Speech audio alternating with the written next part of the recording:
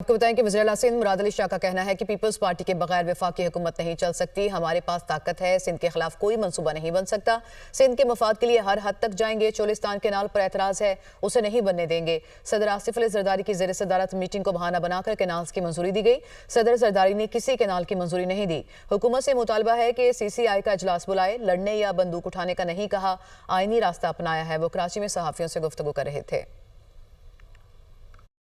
हमारे पास इस वक्त पाकिस्तान पीपल्स पार्टी के पास जो ताकत है, कोई भी ऐसा प्रोजेक्ट जो सिंध के लिए नुकसानदेह होगा वो नहीं बन सकता। अगर सिंध के अवाम को नुकसान पहुंचता है तो उनके खिलाफ काम कर सकते हैं। पहले भी किया है। चोलिस्तान कनाल के ऊपर इरसा ने 17 जनवरी को उसका अप्रूवल दिया। सिंध ने उस पर शदीद इतराज़ किए, डिसेंटिंग नोट भी डाला। कालाबाग डैम भी कई लोग कहते थे ना, हमें अभी भी कहते हैं कि ऐसे भी लोग तो ज़माने कहते हैं वो तो बन रहा है और आप लोग इधर बैठे, वो जो बन रहा है पता नहीं कहाँ बना। जिस तरीके से इंडस रिवर सिस्टम पे पानी की कमी हुई है वो सारा हमारे पास रिकॉर्ड है। बड़ी क्लियर बात है। मिनट्स गलत रिकॉर्ड हुए इसलिए कि president of the country, President of Islamic Republic of Pakistan does not approve or disapprove a project. हम लोगों ने इसको एक बहाना बनाया कि जी सदर के पास मीटिंग हो गई और उन्होंने अप्रूव कर दिया। हमने कहा जी इस इरसा के सर्टिफिकेट के खिलाफ हम CCI में जाते हैं। हमने जून में वो समरी भेज दी और वो मैं कई बार कह चुका हूँ, वो तब से आज तक पेंडिंग है। CCI का इजलास नहीं बुलाते। हमने कोई ये नहीं कहा कि लड़ देंगे, मार देंगे, बंदूकें उठाएंगे, ये कर देंगे। हमने आईनी और कानूनी तौर पे आइन के सिर्फ चीज़ें रखी हैं कि जी इसकी वजह से आप ये नहीं बना सकते। आलमी बैंक ने पाकिस्तान के लिए $30 करोड़ कर्ज की मंजूरी दे दी। आलमी बैंक एलामिया के मुताबिक कर्ज की रकम पंजाब क्लीन एयर प्रोग्राम पर खर्च की जाएगी। रकम सुबह पंजाब में फ़िज़ाई आलूदगी के खात्मे के लिए खर्च होगी। वर्ल्ड बैंक के कंट्री डायरेक्टर का कहना है कि Punjab clean air program smoke कम करने का मंसूबा है। मंसूबा आलमी बैंक के नए कंट्री पार्टनरशिप फ्रेमवर्क के तहत है। लाहौर डिवीजन के 13 मिलियन शहरियों के लिए फ़िज़ाई आलूदगी में कमी आएगी। कराची में कुरंगी क्रीक के करीब निजी हाउसिंग सोसाइटी में लगी आग बेकाबू। 17 घंटे गुजरने के बावजूद आग पर काबू नहीं पाया जा सका। ताज़ा तरीन सूरत हाल जानेंगे नुमाइंदा दुनिया न्यूज़ बिलाल नसीर ने हमें ज्वाइन किया। जी बिलाल, क्या सूरत हाल है? अब क्या अभी भी आग बुझाने की कोशिश की जा रही है? ये रोक दिया गया मामला?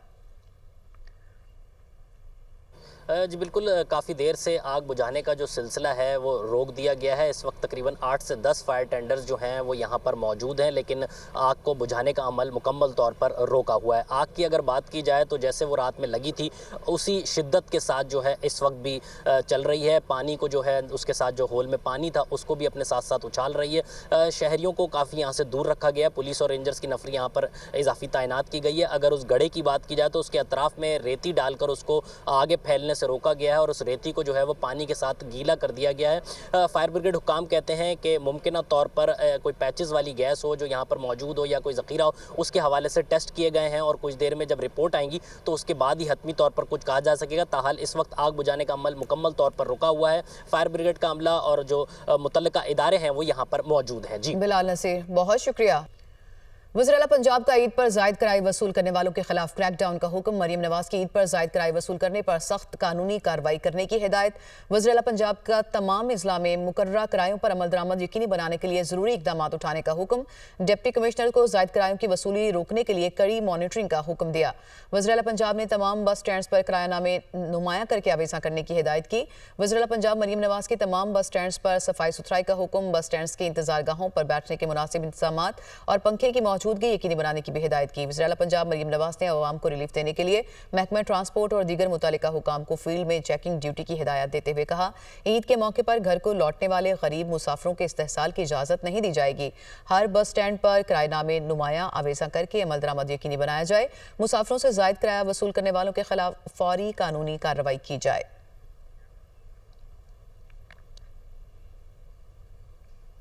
ईद की खुशियां अपनों के बगैर अधूरी हैं। परदेसियों की घरों को वापसी का सिलसिला जारी है। लाहौर, इस्लामाबाद और दीगर शहरों में लारी अड्डों पर रश बढ़ चुका है। क्या ताज़ा तरीन सूरत हाल है, जानेंगे अपने नुमाइंदगान से। लाहौर से शाहजेब शहजाद और इस्लामाबाद से अहमद भट्टी ने हमें ज्वाइन किया। लाहौर की सूरत हाल सबसे पहले जान लेते हैं। शाहजेब, क्या सूरत हाल आप देख रहे हैं, एक तो रवानगी के हवाले से और दूसरा जो किराया नामे हैं, जैसा कि सीएम पंजाब की जानिब से भी हुक्म दिया गया है कि ज़्यादा वसूल ना किया जाए, तो आप अमल दरामद होता देख रहे हैं यहाँ पे? जी बिल्कुल, देखिए ईद की जो खुशियाँ हैं वो अपनों के साथ ही मनाने का मज़ा आता है। और लाहौर एक ऐसा शहर है जहाँ पे मुख्तलिफ़ ज़िलों से और मुख्तलिफ़ सूबों से यहाँ पे शहरी कामकाज और पढ़ने की गर्ज से आते हैं, और जब ईद की छुट्टियाँ होती हैं तो अब उनके घरों को वापस लौटने का सिलसिला जारी है। जब हमारी इन मुसाफात हुई तो उनका ये कहना है कि ईद की जो मीठी खुशियाँ हैं वो मीठी खुशियाँ अपनों के संग ही मनाई जाती हैं, इसीलिए जो है वो पूरा साल इंतज़ार करते हैं कि कब ईद आएगी। और इस बार जो है उनको वैसे एक वीकेंड के साथ ईद मिली है, तो इसीलिए शहरियों की बड़ी तादाद जो है वो लाहौर के लारी अड्डे पे भी उनका रश दिखाई दे रहा है कि वो अपने आबाई इलाकों में वापस जा रहे हैं। और जब हमारी उनसे किरायों के हवाले से बात हुई है तो उनका ये कहना है कि जो 1800 रुपये का किराया था वो 2700-2800 रुपये का वसूल किया जा रहा है, जो कि 2000 रुपये की टिकट उनको लेनी पड़ती थी वो उनको 3000 रुपये तक की ख़रीदनी पड़ रही है। और जब हमने बात की है दूसरे इन जो यहाँ पे ट्रांसपोर्टर्स हैं उनसे जब हमने बात किया तो उनका ये कहना है कि इस वक्त जो है वो लाहौर से तमाम तरफ रात जो है वो खारिज हो रहे हैं, बाहर अपने बाई इलाकों में जा रहे हैं, और जब गाड़ियाँ वापस आती हैं तो उनका भी जो है वो किराया लगता है, लेकिन वहाँ से उनको वापस आने के मुसाफिर नहीं मिलते। तो कुछ शिकायत सामने आ रही हैं, लेकिन जो ट्रांसपोर्टर्स हैं उनका एक अपना जवाब है। शाहजेब, आप हमारे साथ ही मौजूद रहिएगा। इस्लामाबाद चलेंगे हम। अहमद भट्टी, यहाँ पे आपको क्या इंतजाम नजर आ रहे हैं रवानगी के हवाले से और किरायों के हवाले से भी अपडेट कीजिएगा। क्या अमल दरामद हो रहा है जो मुकर्रर करदा किराए हैं उन पे? जी बिल्कुल, मैं इस वक्त मौजूद हूँ फैज़ाबाद बस स्टैंड पर। यहाँ पर इंटरसिटी ट्रांसपोर्ट के मदद करते हैं, जहाँ से यहाँ इस्लामाबाद और रावलपिंडी के शहरी अपने आबाई इलाकों को जाते हैं ईद की याद मनाने के लिए। और इस्लामाबाद चूँकि ज़्यादातर मुलाजिम पेशा अफराद पर मुश्तमिल आबादी है, तो यहाँ से शहरियों की रवानगी का अमल जो है गुज़श्ता रात से शुरू हो गया था। ईद की छुट्टियाँ शुरू थी तो साथ साथ जा रहे थे, और आज दिन तक ये बहुत ज़्यादा रश था इन अड्डों पर। लेकिन अब अड्डों पर रश में कमी आना शुरू हो गई है, और दिन को शिकायत किराया ज़्यादा लेने की बहुत ज़्यादा शिकायत थी, लेकिन इंतज़ामिया की जानब से ऑपरेशन के बाद अब तमाम अड्डों पर बोर्ड आवेज़ा कर दिए गए कि ज़ायद किराए की वसूली पर मुतल्लिका नंबर्स पर रजू किया जाए, और किराएनामे भी आवेज़ा कर दिए हैं। अब ज़ायद किरायों की शिकायत बहुत कम हो चुकी है, जबकि अड्डों पर रश भी उस तरह नहीं है।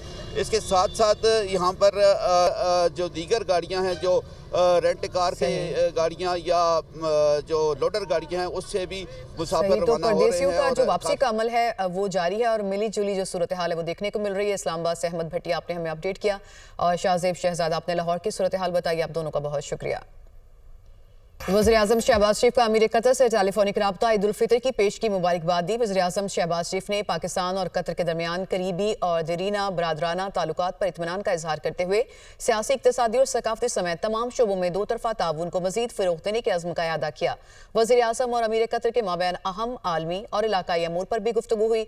वज़ीर-ए-आज़म ने गज़ा में अमन के क़याम के लिए अमीर कतर के मौसर किरदार को सराहा। वज़ीर-ए-आज़म ने अमीर कतर को पाकिस्तान के दौरे की दावत भी दी। सिंध के सीनियर वजीर शर्जील इनाम मेमन का कहना है कि नौजवानों को सोशल मीडिया से निकालकर खेलों की जानिब राग़िब करेंगे। पाकिस्तान पर अमन और महफूज मुल्क है, सिंध में मेरिट की बुनियाद पर रोजगार फ्राहम करेंगे। हम अपने नौजवान को निकालें कि उन चैलेंजेस से निकलें।